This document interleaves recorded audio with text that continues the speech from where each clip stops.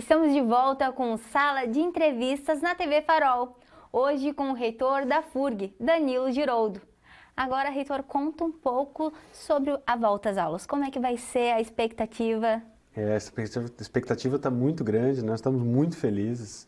É um momento que a gente espera desde que suspendemos lá quando a pandemia iniciou lá em março, de 2020 ainda, mais de 2 anos atrás.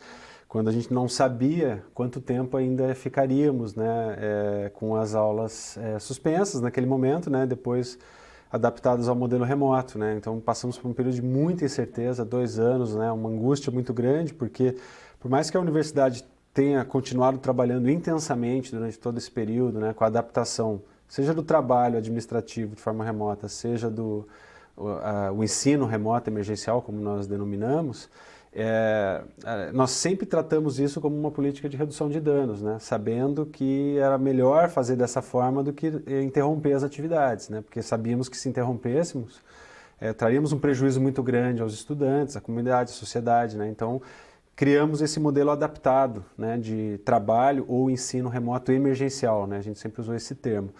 Então, claro, sendo uma política de redução de danos, esses danos vão se acumulando conforme o tempo vai passando. Então, era muito aguardado, muito esperado pela comunidade uma condição sanitária favorável para que isso acontecesse.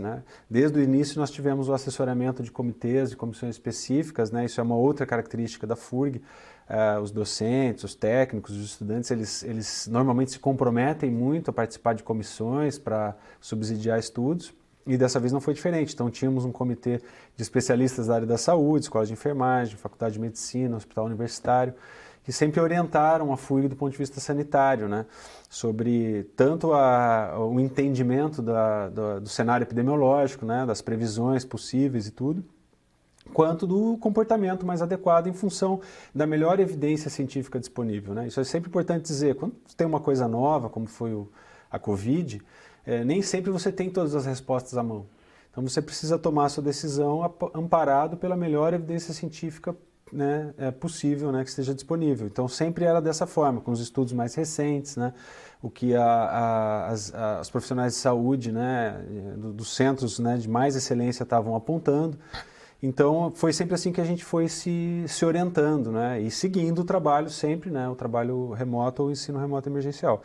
E aí no final do ano passado, em outubro do ano passado, então esse trabalho ele começou a apontar que nós poderíamos, com o avanço da vacinação, muito especialmente esse fato, que nós poderíamos começar a planejar o retorno gradual presencial. Então se estabeleceu um planejamento em fases, fase 1, logo depois da aprovação do planejamento, com poucas atividades presenciais, uma fase 2, quando nós retornamos já então o regime de turnos e escalas para o trabalho administrativo e também para algumas disciplinas práticas ou disciplinas que estavam gerando retenção, disciplinas principalmente que não puderam ser adaptadas ao modelo remoto, porque isso é importante dizer, nem todas as disciplinas se adaptaram ao modelo remoto, determinadas atividades práticas não são conversíveis ao modelo remoto. Então isso acaba gerando retenção nas séries, Então essas na fase 2 já começaram a funcionar.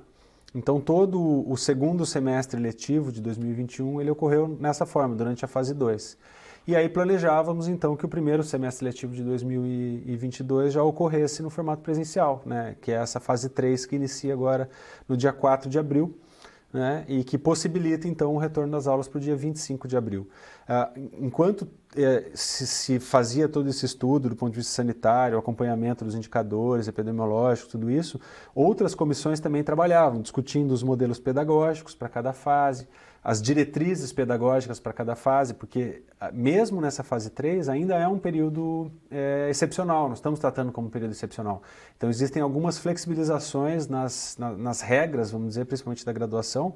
A pós-graduação é mais flexível, mas a graduação ela é um pouco mais rígida, então é preciso flexibilizar alguns parâmetros, trancamento, jubilação, esse tipo de coisa, que ainda vão se manter na fase 3. Mas enquanto então, o cenário sanitário ele era entendido, estudado e daí emanavam orientações, então haviam grupos discutindo modelos pedagógicos e grupos discutindo protocolos de biossegurança, para que as atividades presenciais fossem sempre desempenhadas no nível mais seguro possível.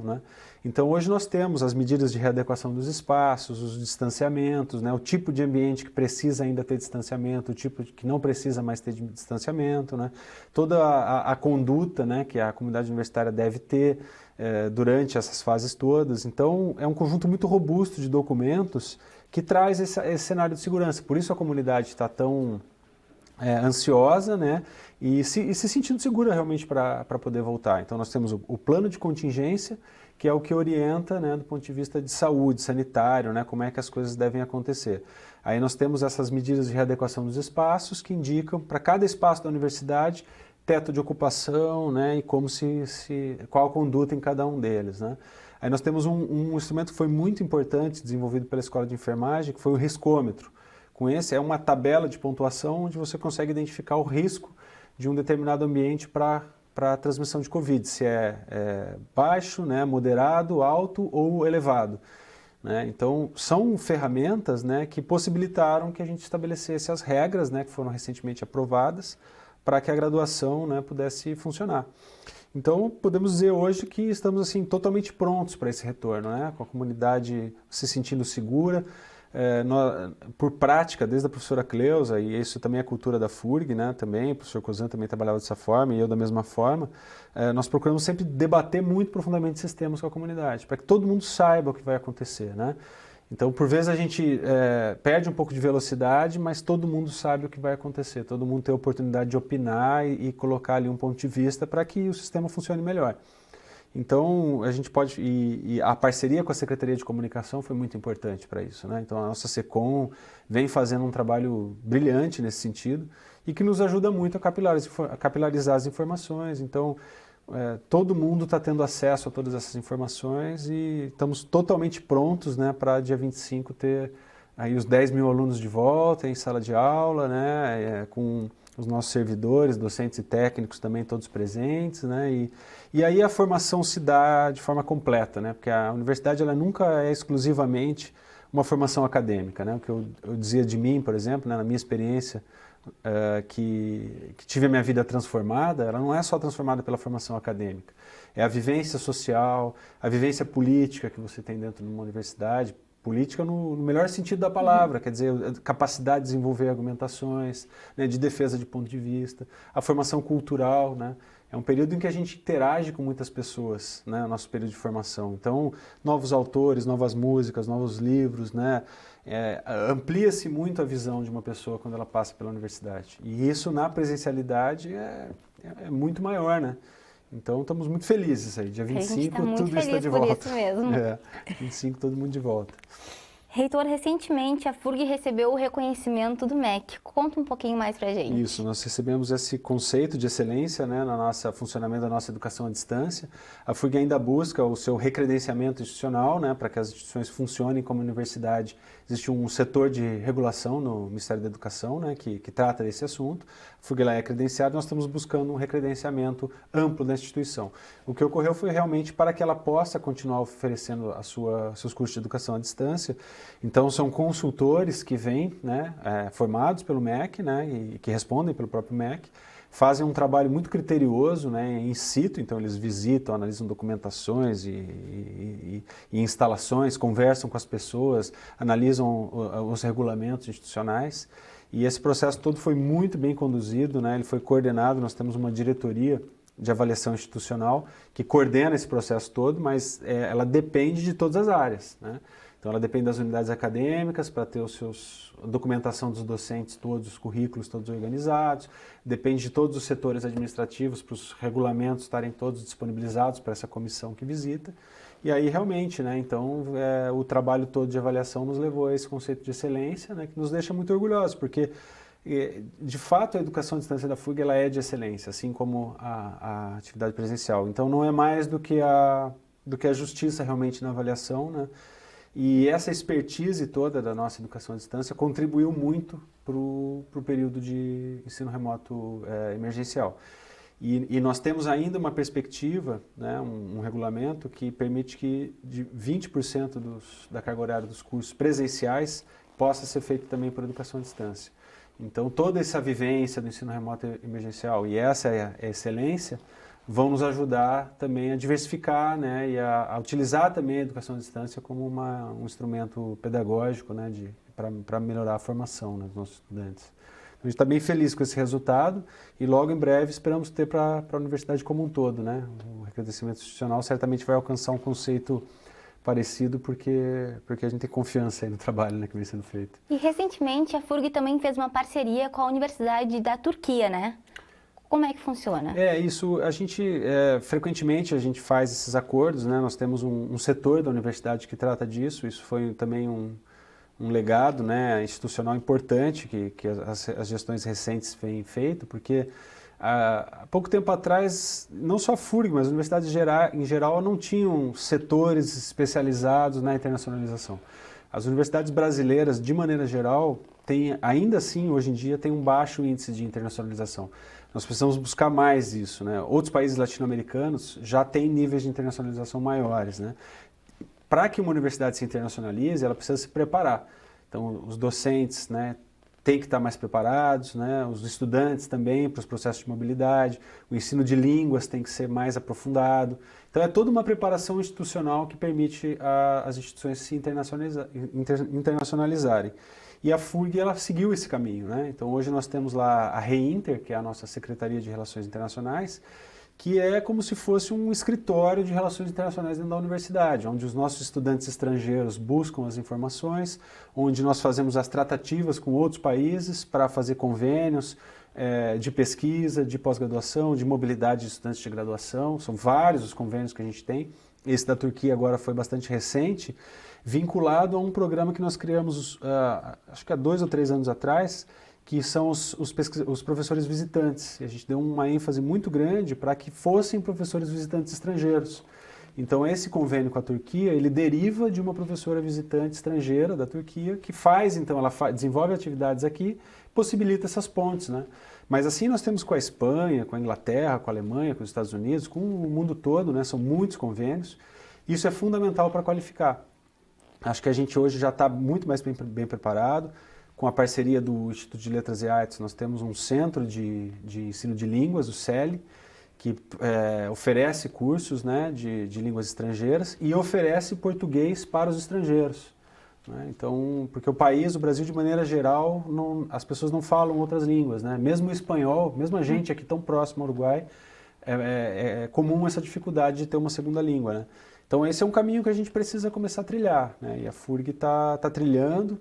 E a gente procura dar todo o apoio para que esses convênios não só sejam firmados, né, mas que deem frutos acadêmicos, né, que gerem processo de mobilidade. Eu tive um processo de mobilidade no meu doutorado, fiz parte do meu doutorado na Noruega e também sou testemunha. Isso também transforma a vida de uma pessoa. Você poder estar num curso de graduação, de pós-graduação em outro país, é algo que muda muito a cabeça da gente, Com né? certeza. Assim, é uma experiência fantástica, né? E todos os estudantes que passam por isso têm esse depoimento, né? Então é algo que a gente precisa estar sempre atento, né? Felizmente vem acontecendo muito bem. O professor Milton é o nosso secretário de Relações Internacionais, está fazendo um trabalho brilhante. E aí nossa ideia realmente é consolidar esses convênios e procurar avançar cada vez mais, né, nessa área também. A universidade ela atua em diversas frentes do município, né? E o hospital universitário?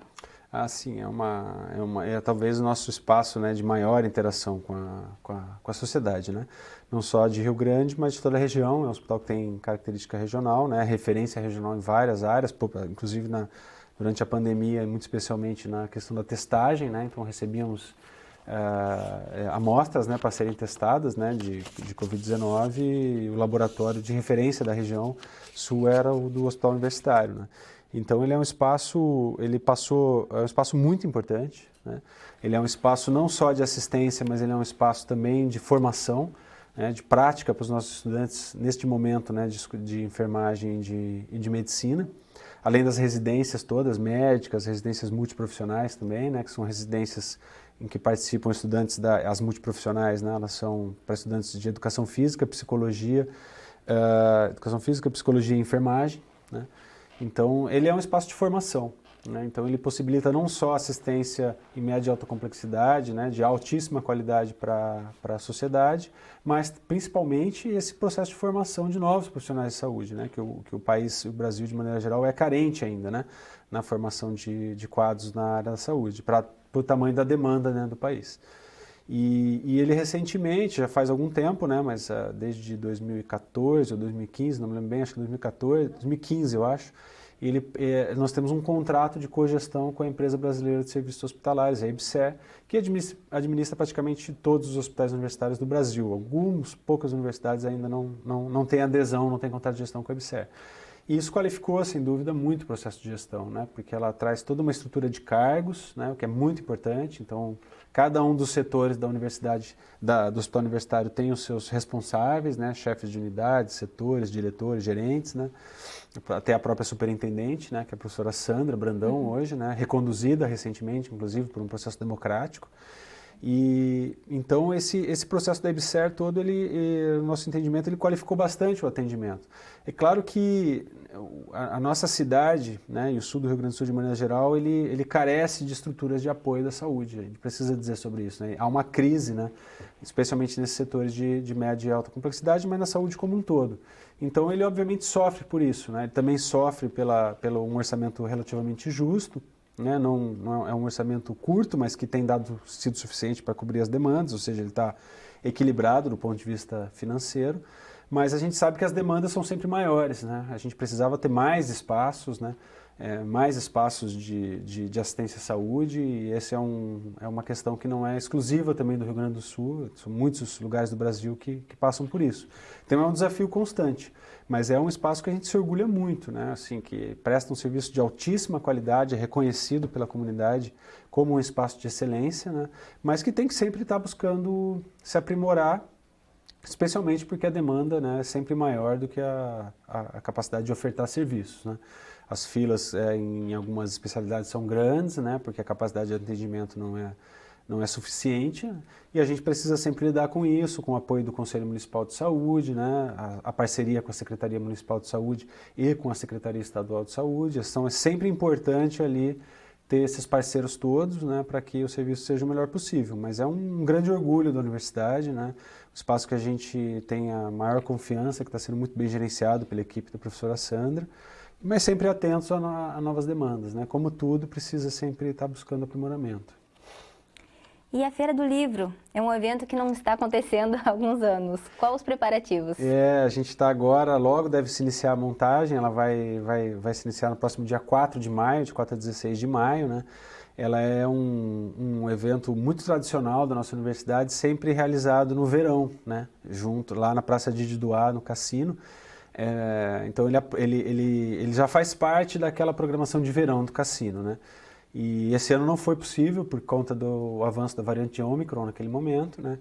Enfim, ele tem características que realmente tornariam muito difícil fazer dentro daquele cenário de progressão que nós estávamos vivendo lá, quando ela estava projetada, né, entre janeiro e fevereiro.